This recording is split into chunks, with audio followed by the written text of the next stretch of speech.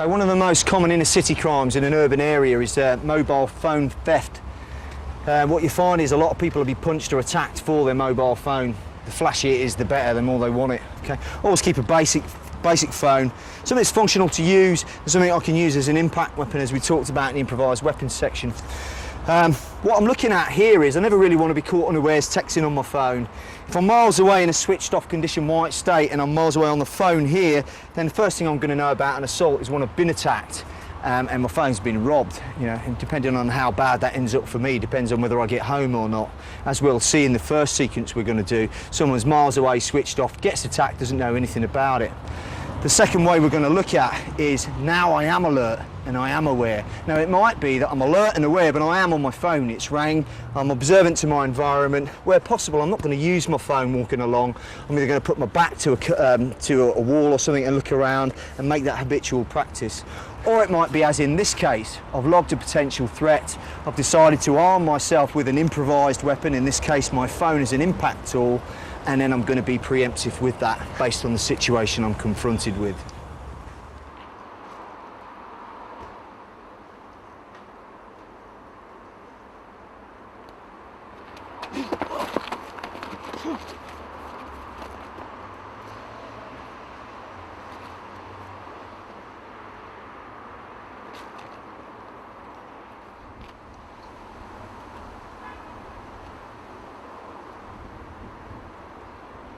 Oh yeah, give me a fucking phone now. Give me a fucking...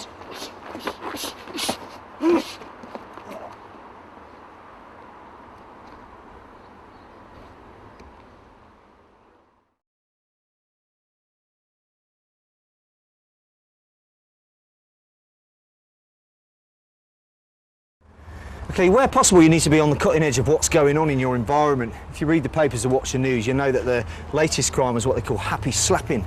Okay, someone will have a camera phone such as this one here, and a third party will go up with somebody on, you know, not expecting it, slap them around the back of the head, and they catch it on the phone in a little MPEG clip and go off laughing the bollocks off. It's not really funny, especially not if it happens to you. But here's a classic example, just how it'll take place to someone who's switched off.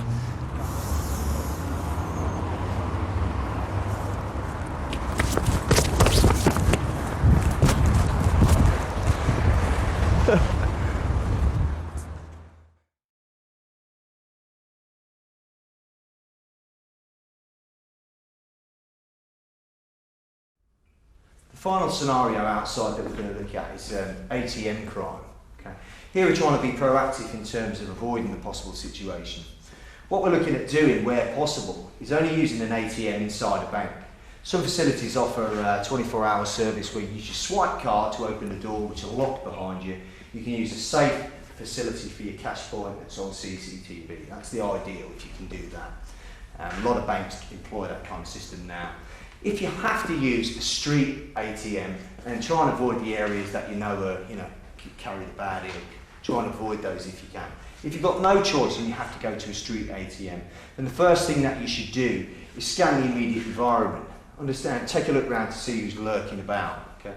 Have your card ready in your hand, go straight to the machine. Now, most machines could simply cut down on the amount of ATM crime by putting in a convex mirror. So as you approach it and you're tapping your number and everything, you can see behind you and to your sides.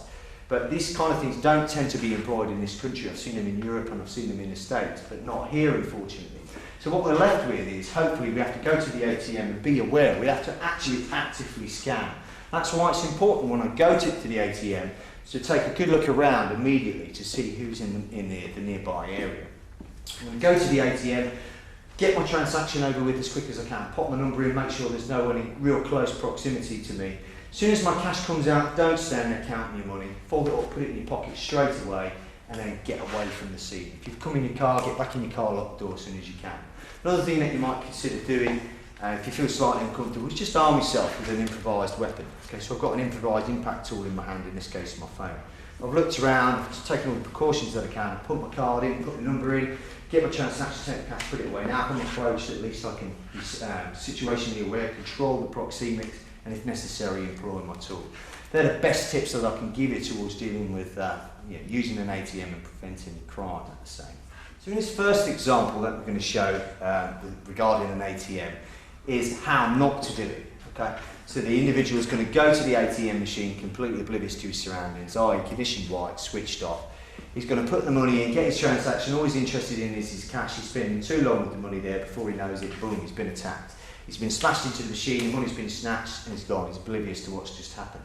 In this particular case, he's lost a tenner, his pride's a little injured. It could have been a lot worse for him. The attack could easily have been a knife in the kidney from behind. So it just shows the dangerousness of not being, switched on and alert and aware to your environment.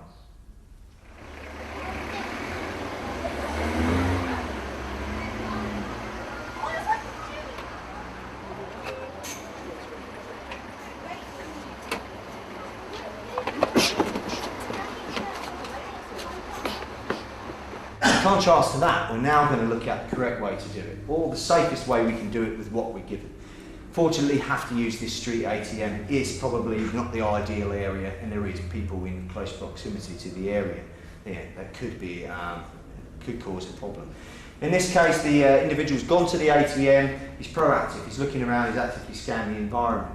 He's put the card in. He's done his transaction as quick as he can. He's put his cash away. He's still been approached. Regardless of his precautions. This may happen. From here, all he's done is employed his game plan. He's protected space. He knows that he doesn't need much more information than the initial approach, that assault is imminent. So he's been preemptive, he's struck the guy, he's put the knee in, he's dragged him into the environment, he's looked around for further threat, and then he's escaped. Job done.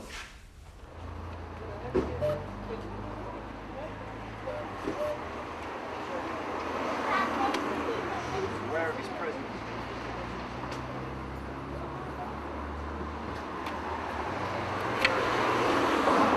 Fucking money, man. What? Really, fucking money.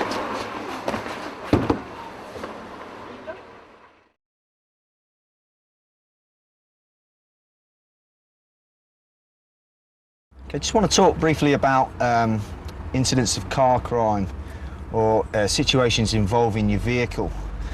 The first we're going to look at is, again, we're being proactive for avoidance. Incidents of carjacking.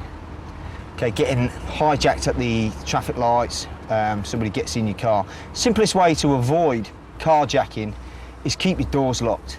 Okay, so whenever you're stopped in traffic, shut your door, lock all your doors. As soon as you get in your car, it's locked. Now no one can get in from the side. Another thing to do when you're driving along is observe the 2-inch window rule. So have your window down about 2 inches at the top. If you've got aircon, use that if it's a hot day. Okay. Another thing about being proactive for carjacking, all those similar things, is whenever you're in traffic or stopping at the lights, try and allow enough distance in front so you can see the entire back wheels of the car in front. This will allow you enough room to manoeuvre. When you're out and about, if you know obvious areas to avoid, then don't go there, take precautions. All the similar things apply when you're abroad in an area that you don't know. Make sure that your car is fueled up, roadworthy, everything works. Join a good automobile association. The other thing you need is a phone. Make sure you've got plenty of calling credit so you can call emergency numbers, etc. Another thing you might want to do or consider doing is have implements in your car that, again, can be used as an improvised weapon, not weapons by design. Good light source like a mag light torch will also double as a good impact weapon. Any kind of irritant spray can use as an impact weapon. In this case it's de-icer, or I can use it as an irritant spray into the face. Multiple use. One of my favourites here is just an ice scraper. This has got a nice little pocket on it here. Absolute devastating edged weapon which you could use should such a desperate need arise. Okay, just a couple of items that you might consider. As far as car crime goes, and avoiding carjacking, that'll pretty much cover most of it. The other thing that you want to think about elements of your car is think about where you park, environmental factors. So where you might park in the daytime might be well lit, quite occupied, busy area, but if you come back to the same area at night, it might be completely isolated, dark, no lighting. So try and park near a traffic light or a street lamp. Maybe where possible reverse into a space so you can drive away quickly. Avoid parking next to things like panel vans with sliding doors. Such things are often used in kidnapping attempts. When you approach your car, again, awareness, be aware of who's around your car. Little glance underneath into the back seat before you get in, and keep your key in your hand as you get in. As soon as you get in, lock the door, first rule. Start your car, go about your business.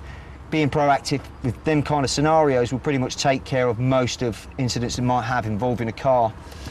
Other than that, you might come across an incident, obviously, of road rage, which is, again, is a common crime of the century. Worst thing you can do is get out. Easiest way to diffuse car incidents of road rage aggression is, you know, just bite the bullet and accept it. It's misplaced aggression, it goes on. If you pull out accidentally on someone, regardless whether it's your fault or not, and they give you the bird or start shouting at you, easiest way to diffuse it is, sorry mate, just put your hand up and carry on driving on, rather than adding fuel to the fire by getting aggressive, okay, because it's just going to escalate. If you're being followed, drive straight to a police station. You know, use your phone the emergency services. That's the one exception for using the phone when you're driving along, it's acceptable. Other than that, you know, you should be okay. Like I say, if you do get approached outside, don't get out of the car to address the individual. You're sat in a £2,000 plus fence. I mean, why would you open the door and get out and engage? Stay in the car. Okay, next we're going to look at incidents involving as you enter your car or exit it. You might be slightly caught unawares and then approached. And we're going to have a quick look at incidents inside a car, maybe in a case of a domestic violence situation. You're driving along, you've pulled over, and you've got a problem with one of your passengers, or it may be that you're a taxi driver and there's some sort of countermeasure needed to be employed to take care of any aggression you've shown. Okay.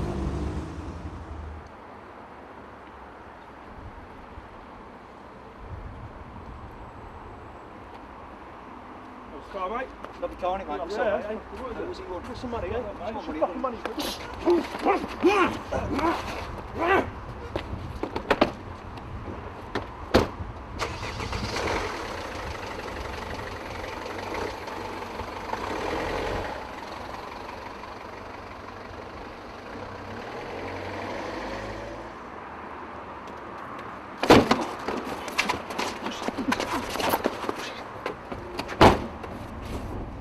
Okay, what we're looking at now is we're in a confined environment of the inside of a car. Okay, situation could be that it's a domestic argument. Obviously, you're not going to pick up anybody that you don't know. You're not going to allow anyone in your car who you're not familiar with. Okay, so you're not going to pick up a hitchhiker or anything like that. Therefore, eliminate 99% of these situations. If it's a domestic argument, which is with somebody you know, and they are kicking off and it does warrant that you need to protect yourself and escape, then we're going to use the same kind of tools that we know and we've learned in the gym, employed in a confinement of this tight space here. Another incident where this might happen is with a taxi driver, if you habitually have to pick up people that you don't know for a job. All I'm going to look at is one scenario. There's probably umpteen, dealing with somebody from behind, etc. We're just looking at a hostile passenger. Okay. So the scene we're going to look at is going to depict some sort of argument. He's going to grab me, possibly throw something at me, some kind of shot, and I'm going to employ the tools that I'll use. In this case, I'm going to probably use something like a hammer fist shot, an elbow, drag him into the environment, and then make my exit. She did, you fucking took No, her out. I You knew didn't I take her out. I told you I didn't know. Look, you fucking come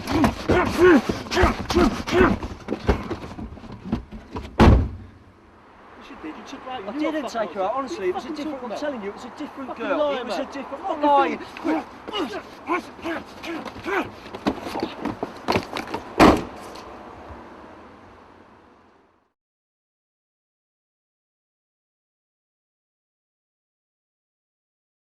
Okay, just want to have a little look now at your home security. Okay, making your home a harder target. It's pretty much the same kind of thing. You're creating a hard target. If you want to protect a factory, you put a fence around it, you put in CCTV, you put in security guards at certain areas, you may even employ the use of dogs. Okay, these are all procedures or measures put in place to make the said factory a harder target. Okay, all making something a harder target does is put a load of hurdles in place that a predator will have to negotiate before he can do what he wants to do. Okay, by making a harder target, just the same with the factory example as this example for personal security, you're much more likely to be bypassed. In the case of home security, let's talk about burglary. It's always the house that you know, leaves a window on a latch, there's no obvious alarm, the hedgerow in front is too high, so you know the perpetrator is obstructed from view of anybody else. That's the kind of house the person's going to go for. The kind of house that has warning, dog sign in the window, an alarm box indicating a good alarm, Windows fitted with good window locks, a good security system on the door, low hedgerow so the observation is good for the rest of the neighbourhood. These are measures for making the house a harder target. They're basically hurdles that a burglar would have to negotiate before he could get inside the house. This makes that particular house much more likely to be bypassed in favour of something that's an easier target. Okay. Inside house security, we're looking at the days of leaving your door on a latch so anybody could come in are long gone, so let's just forget about it. What we need to do is make sure that the door's shut, locked, we've got good chain, spy hole, everything else, maybe locks top and bottom. On the lowest perimeter of your house, you want good window locks fitted. Make sure you've got an equally good lock on your back door. You want no weak links. Shore up all your weak links because a burglar would finds a weak link to get inside. Make sure that you talk to your family about habitual security. You know, dealing with callers, always ask for ID. Be careful about giving information out on the phone. Understand the importance of your children using the internet. The chat rooms, they're a big danger. Teach your children internet savvy, use passwords, make sure they're not able to view sensitive material, etc. Monitor everything. Put the computer in a public area of the house, where you're in your dining room, for instance, where you're all dine. Don't let your children disappear into the bedroom, shut the door, get on a chat room, you don't know who they're talking to. All these things are really real issues. Okay? It's not good practice to leave children at home alone, so I wouldn't suggest it. But even if you do leave teenagers out, make sure that they understand certain things. Make sure that you practice game plans with your family. Should you, in desperate need of eyes, you might be a fire. There might be an electrical fault that causes a problem. There might be a flood. There might be somebody attempting to break in. Have game plans. Know a good escape route. Know what to do beforehand. Be proactive in such measures.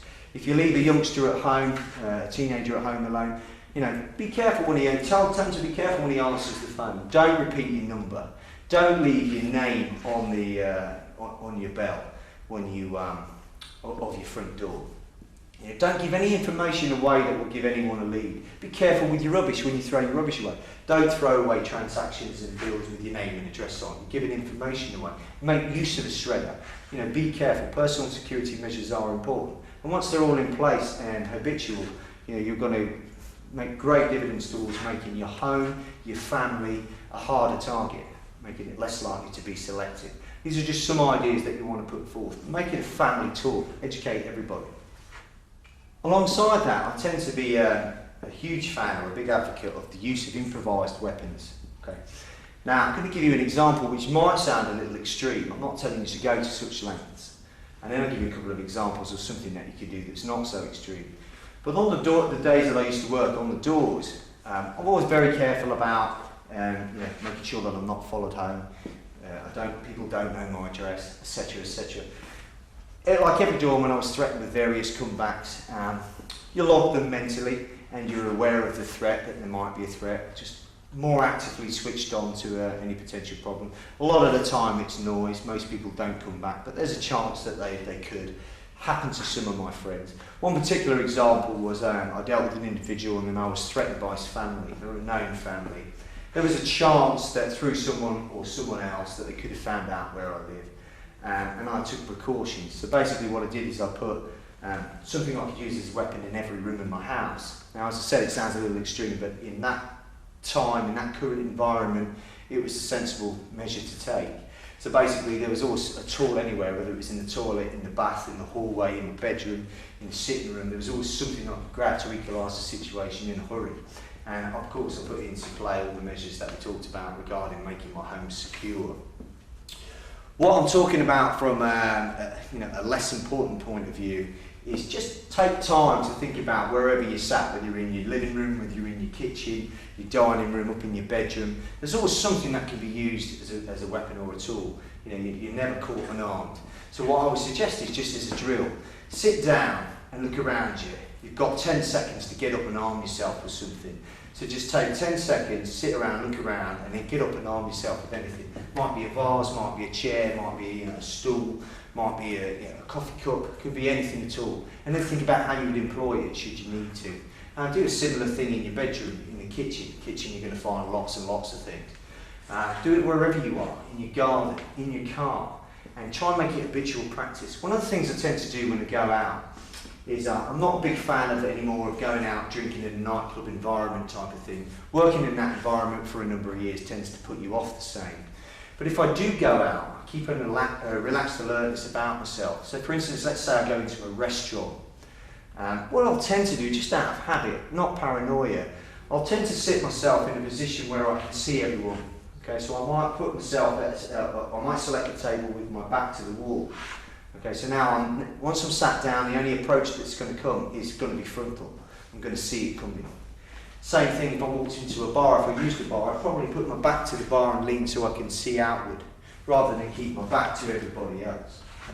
It just places me in a strategic position where I can operate, where I can see. I'll also make a mental note of who's with who. If I hear somebody being loud, I'll notice it.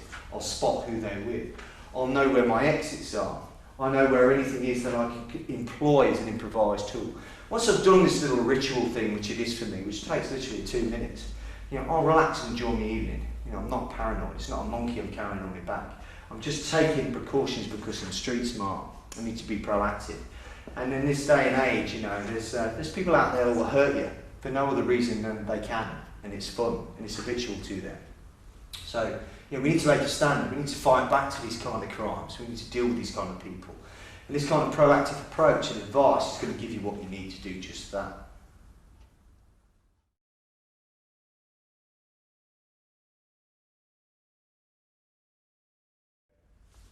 Okay, we're going to take a look at the edged weapon threat or the use of the knife in street crime.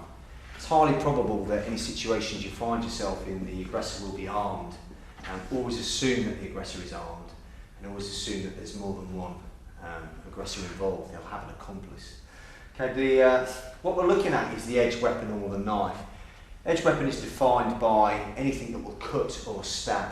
Could be a weapon by design or something makeshift. Basically, any weapon is going to be employed in a slashing manner, where it's going to cut and open you up, or a stabbing manner. Okay.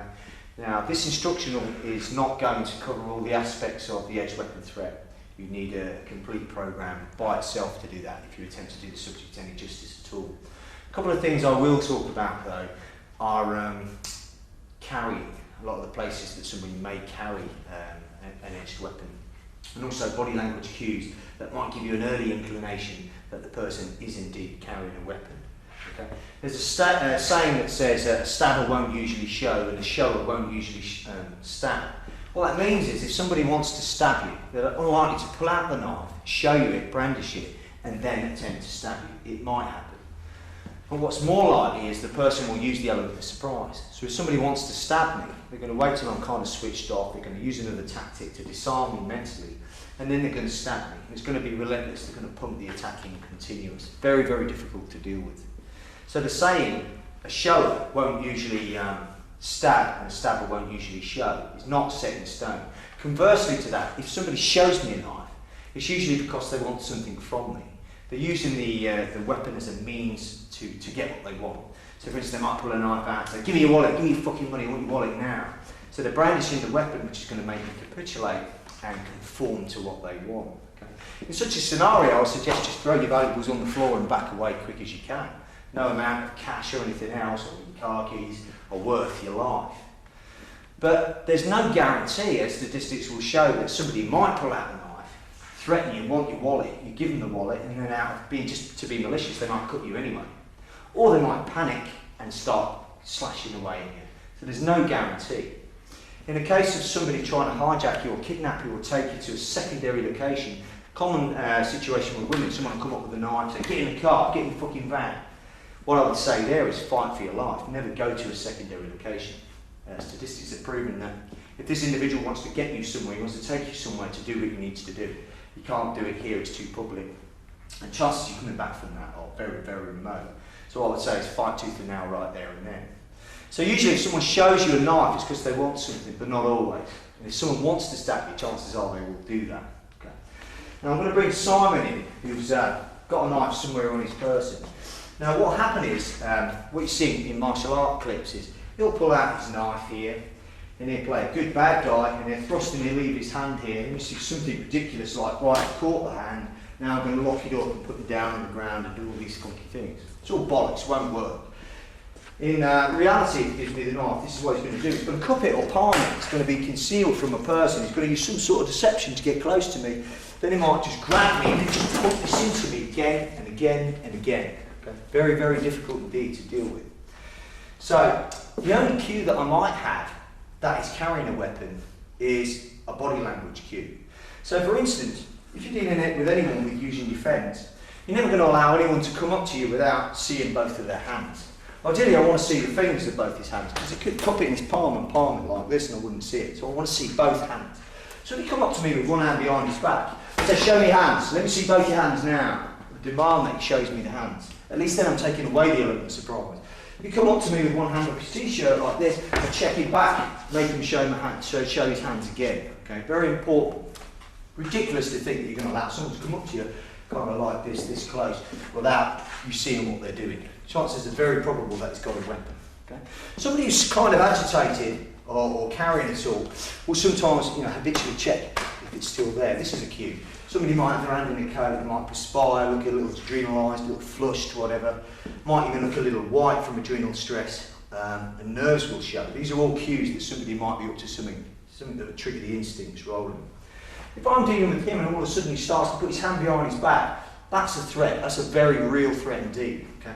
So here, why is he putting his hands behind his back? Show me your hands. Put your hands down where I can see them. I want to see them straight away. I'm not going to continue the conversation, let him access his weapon and pull it out. Now it's almost too late. Okay? High probability it is too late. So what he's looking to do is he's looking to access this weapon here from behind, from his waistband, pull it out, thrust it into my abdomen again and again and again. Okay? Very, very difficult to deal with. This is why I don't want to address the issue completely here on counter weapons. But what we are going to look at, we're going to look at ways of shutting somebody down before they've got the weapon out. This way I've still got an opportunity to do something about the situation. So if I'm talking here and he's spraying his arms a bit, and all of a sudden he goes to reach for his weapon, I want to shut him down quick. So what I'm going to do in this instance is I'm going to follow his arm, and using this shape between my thumb and forefinger, I'm just going to try and get a hold of this wherever I can, up here or here. At the same time, I'm going to drive this into his throat and break his balance. Okay? From here, I can employ all my tools until he's down. Okay? So the way we're going to work it is, if you face the camera, it's going to show you some body language cues. Here's a cue that you might be carrying. This is a cue. Hand disappears. This is a cue. Slight body turn here. This movement is taking place. You might disguise that movement with this. Okay, this is abnormal. Hands moving behind his back. Okay. The other cue is if he's got the weapon in front of him. His frontal waistband. From here now, what he has to do is he has to lift the garment, grab the weapon, and pull it out before he can employ it. Okay.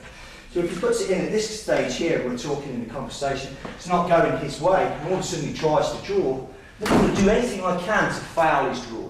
Whether I get his hand spot on or not, I'm just going to get my hand here, I'm going to foul his draw somehow. From here I can now do my thing to attack. Okay? So we'll look at two ways. The first thing he's going to do real slow, he's going to reach behind to get the weapon. Okay? Real slow with me. I'm going to break the steel right down. So slowly, I'm seeing the body language cue and I'm reacting to it. Grab the hand, push my hand in the throat and just lift again and again. Okay? Don't let go of the weapon bearing limb. Next he's going to do it slightly faster. Then he's going to kind of make me jumpy with it, where he's actually going to try access the tool and then thrust. That's his objective. And we might do this hundreds of times in training, and he might stab me 99 times. Now in a safe environment like this, that's okay. The only way we're going to get this down is to practice it. There is no guarantees. You have absolutely no business putting this kind of thing into play unless out of an act of sheer desperation. It's the sort of stuff you want to practice all the time. It goes from here, bit of dive going on, it goes to the weapon, shut him down, hold my hands in place and keep attacking. The next one we'll look at is it's at the front. So he's got it under his waistband. These are common carries, incidentally. In my time working within the field of security, did hundreds and hundreds of searches, found knives on people all over the place. Most common place around the waistband, in any pocket, down the sock. I found weapons taped and strapped to arms underneath garments, some sort of carry across here, inside pocket. I've even found razor blades in the hollow of somebody's dreadlock. And there's unlimited amount of places that you can carry. Okay, so here basically we're looking for the hands disappear outside, slowly first, foul his jaw with both hands, drive in with my head, up with my knee. Okay, and a little faster from there. And in. And last time, full speed, so I'm going to try and catch you with it. Here. Okay. So we're looking at shutting the person down before he's even accessed the tool. Okay. Then I've got a chance. If he's got the weapon out, well, now it's almost too late. Now I have to deal with this. And we're not going to get into this now. There is methods of counter weapons. The only other aspects I'd like to look at is if you're caught slightly unaware, and we're looking on the, going under the assumption that the shell is not going to stab me. He wants something from me. Okay? We have what we call a knife hold-up threat. So a simple knife hold-up threat, caught unawares, I get this kind of thing. If I end up here in this position where he's got a knife to my throat, I've seriously fucked up in terms of awareness. I've made some mistakes. But it might be, all he has to do from here is that, and I'm cut. Okay? So from here, if he holds me up with this knife and demands my money, then I'm going to throw my wallet on the floor and hopefully he'll take it and leave me alone. If he's not going to do that and I feel like he's going to cut me anyway, well then obviously I need to do something. Okay. In this case of a hold up to the front here, what I'm going to do in one reaction, I'm going to use a couple of principles in place. I need to clear the line of attack. Okay? Clear the weapon from the line of attack. In this case, knife against my throat. So we need to create space. So what are my options? If I grab the knife, I'll pull it and cut my hands. Okay? If I make a heel trying to get his hand and cut my throat. Okay? Not an option. So from here I need to get my hands up high so they're in a position where I can operate quickly, and I need to use deception. So from here I'm going to comply. Alright mate, what is it you want? I'm going to completely comply so he feels that I've capitulated. And indeed that is the way you will feel. So from here I'm going to move this from my line of attack just a couple of inches. So from here what I want to do is that. I literally want to slap it down a couple of inches at the source, which is his wrist, and pin it to my chest as if it's bolted. As I do this, I'm going to throw simultaneously I'm going to throw one of the strikes that we've looked at, the palm strike. Okay? You just keep your mouth closed tight. If he's running his mouth off and he's talking to me, there's a good chance that he'll bite his tongue, which will add to the aggravation of the injury that I'll inflict. So from here, my hands are up, he demands my money. Because you fuck around, and then I'm going to pull this and strike simultaneous. Okay? Instantaneous. One here, this is my shot. Is this foolproof? By no means whatsoever. But it's an option. Okay? If I'm caught here, he grabs me, pops me on, I've got to feel real scared. From here I want to turn that into a usable source of energy. What does he want? And I'm going to strike from here. From here I'll hold on and keep striking with my knees until he's down. That's one option.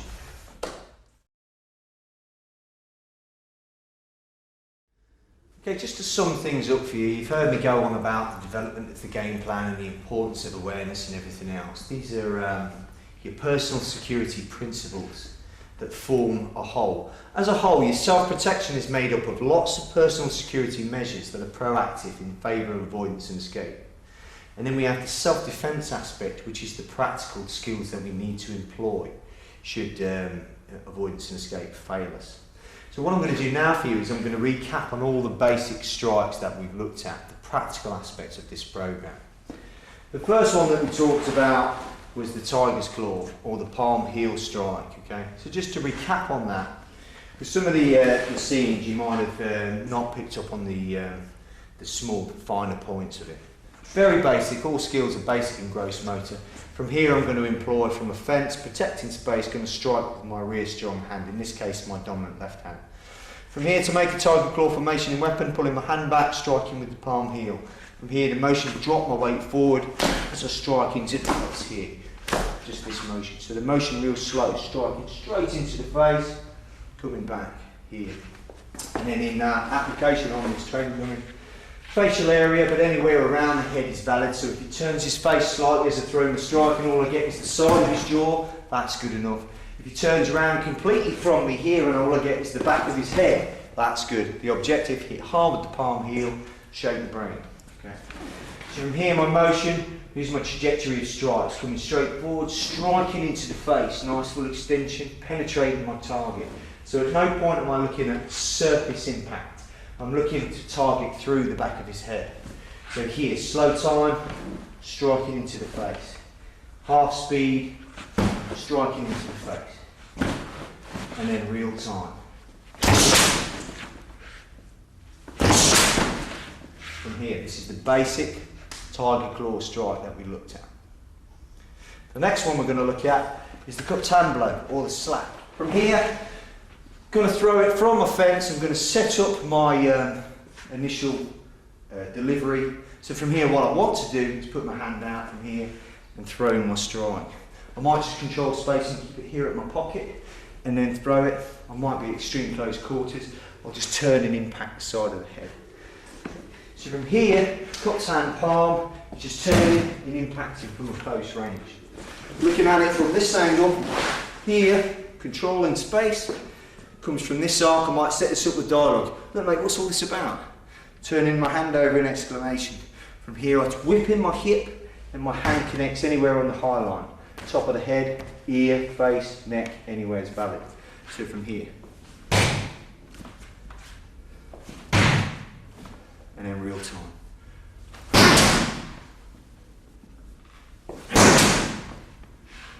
Come on mate, take it easy, I don't want no trouble with you. What's all this about? That's the cupped hand slap. Moving on from there, we looked at the hand fist blow, one of my favourites. Using the bottom of the fist, employed from here in a preemptive sense. I'm just going to drop weight, I'm not pulling my hand back. As soon as I step forward, my arm is cocked, it's applied under pressure. I'm just going to strike through. Just here, strike through. So what I don't want to do is close my fist before I throw my shot, because this is a telegraphic indication and I'm doing something. So instead of that, I want to close it last second as I strike through.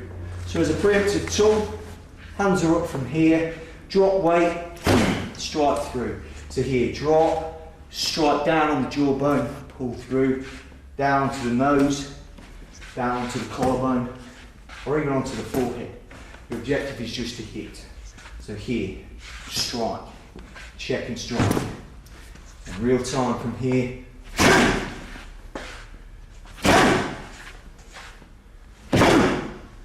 Kind of motion. Another way that I might employ it is, as we looked at, is the cycling. From here I'm going to throw one hand out and hit down with this hand. Throw this one out, hit down. Notice my body mechanics. I'm going to throw this lead hand out the same way a boxer would turn and throw a jab. From here I'm going to throw the second shot, turning my hips. So from here I'm coming out, then whipping in my hips, hitting downward. Here's my motion. 1, 2, like this.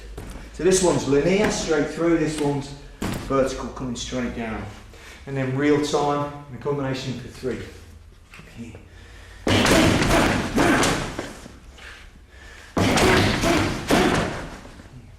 If I can employ that with an empty fist, I can employ it with an improvised weapon. TV remote, can of Coke, packet of sweets, marker pen, anything you like, anything I can hold in my hand, I can hit with. In its most basic form, pick up a rock and hit with that. Okay. Next we looked at the more close quarter, looking at the elbows and the knee. Okay. From here my hands are up quite high, proxemics are quite close to the individual. From here I'm just going to lift the tip and slash down. Okay, lift the tip up and slash down. Much like the Muay Thai fighters use. But from here what I'm going to do is I'm going to grab the head. I'm going to grab and then pull onto here. Grabbing the head, simultaneously pull onto the elbow. So from here I grab here, at the same time I'll throw the elbow. Tip come up and then down. Or from this side, here. Slow connect here. This portion of the elbow's coming up and over, anywhere on the high lines down. Here, strike. Here, strike. And then real time.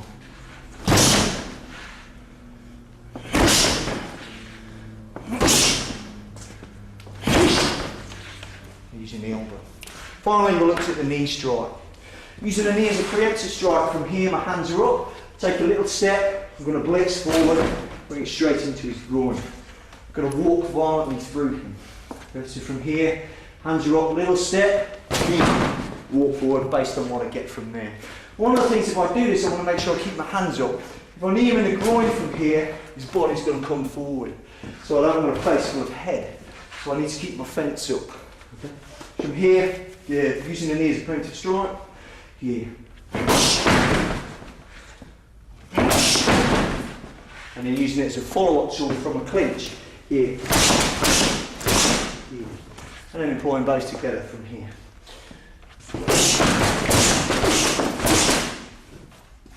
Nice skills we looked at so far. Okay, all that remains now is for me to bring things to an end. Thank you very much for watching and paying attention. I hope you take something from this instructional programme. Try and put your game plan into play. You really will find that it's something useful to you. A lot of this information is all based on active learning and live experience, you know, from some of the best things that we found to work for myself, for my students, for my peers. So it's not armchair theory here. The stuff has been applied and will work for you. You know, just build your own functional game plan, find the predominant strikes that work best for you, and practice in your sleep more or less until you own them. Okay, thanks very much for your attention.